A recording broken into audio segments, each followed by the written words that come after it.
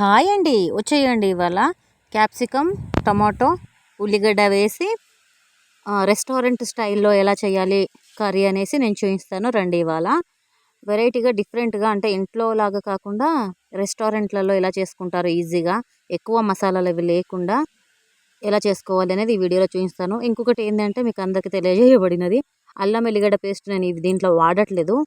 ఎందుకంటే నాకు కొంచెం ఆరోగ్యం బాగాలేదు. అల్లం ఎల్లిగడ్డ నాకు హీట్ అనిపిస్తుంది. అందుకే నేను దీంట్లో అల్లం ఎల్లిగడ్డ పేస్ట్ వాడట్లేదు.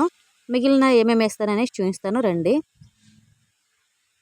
చూడండి, క్యాప్సికమ్ ఇట్లా పెద్ద పెద్ద కట్ చేసుకోవాలి. దొడ్డుగా ఉండాలి, ఇట్లా పీసులు సన్నగా ఉండొద్దు.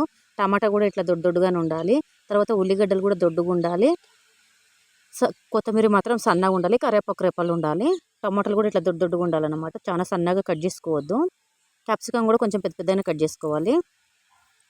కట్ చేసేసుకొని రండి, మనం ఇప్పుడు దీన్ని ఎలా వండాలి అనేది చూపిస్తాను. ఈజీగా సింపుల్గా ఇంట్లో 10 నిమిషాల్లో రెడీ చేసుకోవచ్చు. చాలా మసాలాగా టేస్టీగా కూడా ఉంటుంది. మసాలాలు తక్కువ ఉంటుంది. చూడండి, బాండ్లీ పెట్టి దాంట్లో పల్లీలు వేసేసాను. పల్లీలు వేసి స్పూన్తో వాళ్ళ వీళ్ళ మీద కోపాన్ని స్పూన్తో తిప్పి తిప్పి తిప్పి ఫ్రై చేశాను అన్నమాట. మంచిగా చూడండి, మంచిగా ఫ్రై అయిపోయినాయి పల్లీలు. ఈ పల్లీని తీసేసుకున్నా, దీనికి మిక్సీకి వేసుకోవాలి. తర్వాత బాండ్లీలో నూనె పోసేసుకొని, చూడండి, నూనె మాత్రం ఎక్కువగా పోసుకోవాలి. ఈ కర్రీకి నూనె తక్కువ ఉంటే అస్సలు టేస్ట్ ఉండదు. అందుకే కొంచెం నూనె ఎక్కువగా పోసుకొని ఆవాలు వేసేసుకొని, ఉల్లిగడ్డలు చూడండి, ఇట్లా పెద్దగా తరుక్కున్న ఉల్లిగడ్డలు మంచి ఇట్లా ఫ్రై చేస్తూ ఉండాలి. నూనె ఎక్కువగా అనిపిస్తుంది చూడండి, ఇట్లా నూనె ఎక్కువగా ఉండాలి.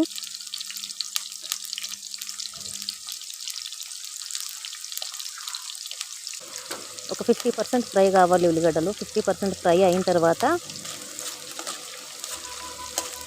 ఎక్కువగా ఫ్రై కావద్దు, బ్లాక్ అయ్యేటట్టు కలర్ వచ్చేటట్టు ఫ్రై కావద్దు. 50% అంటే ఫ్రై కావాలి ఉల్లిగడ్డలు.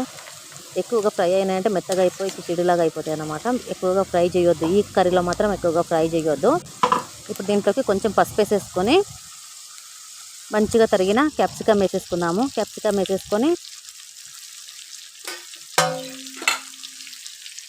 క్యాప్సికమ్ మొత్తం వేసేసుకున్న తర్వాత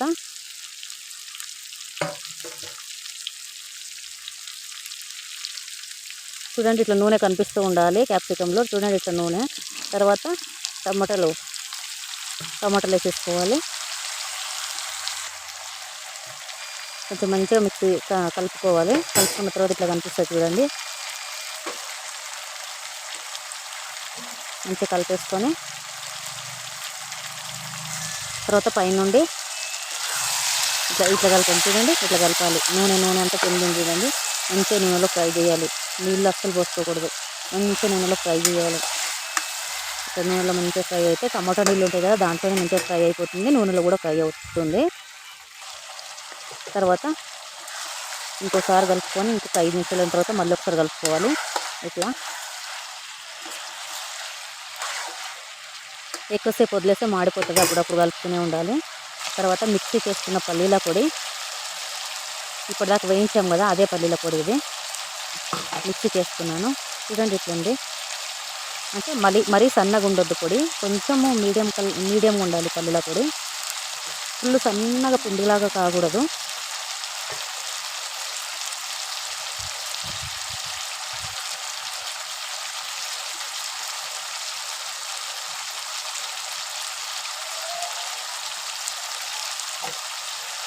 ఇట్లా ఉడుకుతూనే ఉండాలి. మంచిగా ఉడకడానికి వదిలేసేసేయాలి.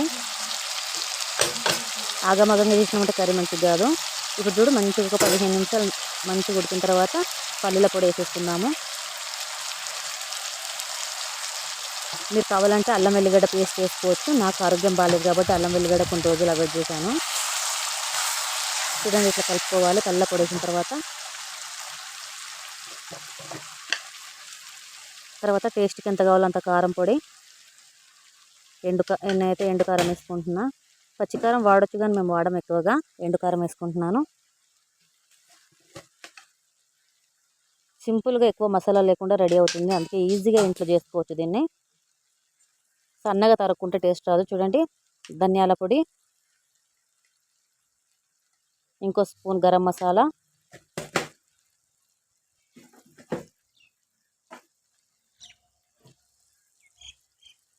వేసుకున్న తర్వాత ఇట్లా కలుపుకోవాలి. చూడండి ఇట్లా కలుపుకోవాలి, పొడి పొడిగా ఉండాలి. దీన్ని కలిపి 2 నిమిషాలు వదిలేయాలి దీన్ని అట్లాగే.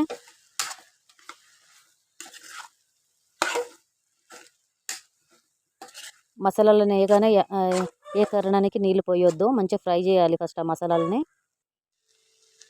ఫ్రై చేసిన తర్వాత చూడండి 2 నిమిషాలు అయిపోయిన తర్వాత ఇట్లా కనిపిస్తుంది. ఇంకో 2 నిమిషాలు వదిలేసాను. వదిలేసిన తర్వాత ఇట్లా అయిపోయింది అనమాట. టోటల్ 4 నిమిషాలు అయిన తర్వాత ఇట్లా అయింది. ఇప్పుడు దీంట్లో నీళ్ళు ఎన్ని కావాలో గ్రేవీ లాగా చేసుకోవాలి. కొన్ని నీళ్ళు పోసుకోవాలి, ఒక గ్లాసు నీళ్ళు పోసుకొని టేస్ట్కి ఎంత కావాలో అంత ఉప్పు వేసుకోవాలి. అలాగే కొత్తిమీర కరివేపాకు వేసేసుకోవాలి. చూడండి ఇట్లా అయింది, సూపర్గా ఉంది. కరెంటు పోయింది కాబట్టి వెలుతురులో కనిపిస్తలేదు కరెక్ట్గా. ఇటు చూడండి నేను టమాటా బాత్ చేశాను అనమాట. టమాటా రైస్ చేశాను. టమాటా రైస్తో క్యాప్సికమ్ కూర చేశాను. ఎంత బాగుంది చూడండి మీరే. చూడండి ప్లేట్లో వేసి చూస్తున్నాను ఎంత బాగుందో. నాకైతే చాలా నచ్చింది, టేస్ట్గా కూడా ఉంది. తప్పకుండా మీరు ఇంట్లో ట్రై చేయండి. ఎలా వచ్చిందో కామెంట్ బాక్స్లో కామెంట్ చేయండి. నచ్చితే లైక్ చేయండి, సబ్స్క్రైబ్ చేసుకొని వెళ్ళిపోండి. మీ సపోర్ట్ నాకు ఎప్పుడు ఉండాలని కోరుకుంటున్నాను.